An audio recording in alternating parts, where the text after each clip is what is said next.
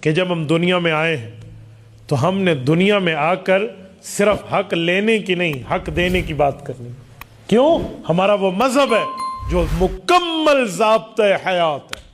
مکمل ضابطۂ حیات کا معنی پیدائش تا وفات، ایک ایک مسئلے پر قرآن ہماری رہنمائی کرتا ہے، شریعت ہماری رہنمائی کرتی ہے، دین ہماری رہنمائی کرتا ہے۔ کیا مطلب؟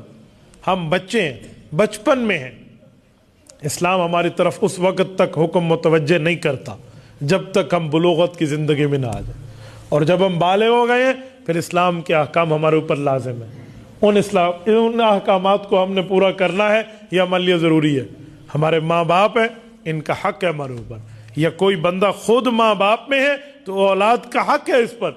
اس طرح ان تمام حقوق کو ہم نے دیکھنا ہے، اور کیسے، کس طرح، کیا معاملہ، ایک ایک موقع پہ ہمیں قرآن کریم اور شریعت کے احکام کو فالو کرنا ہوگا، ایک ایک قدم پھونک پھونک کر رکھنا ہوگا۔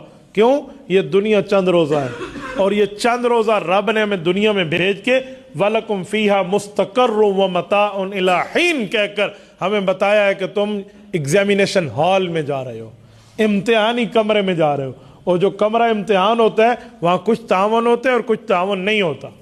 آپ کو آپ کا جو ایگزامینر ہے وہ آپ کو آپ کا سوال نامہ پڑھ کر سنا سکتا ہے، سمجھا نہیں سکتا۔ وہ یہ نہیں کہہ سکتا اس کا مطلب یہ ہے، یہ لکھ لو، وہ صرف سوال کرے گا۔ تو بھائی دنیا میں کچھ ہمارے لیے فائدہ ہے اور کچھ پر ہم نے خاموشی اختیار کرنی ہے۔ کیوں؟ یہ امتحان ہے، جب ہم یہاں سے نکلیں گے ہمیں آخرت میں نتیجہ سامنے آ جائے گا کہ ہم پاس ہوئے ہیں یا ہم فیل ہوئے ہیں۔ تو جب ہم نے یہاں رہنا ہے تو ان معاملات کے حقوق کی ادائیگی کرنی ہے۔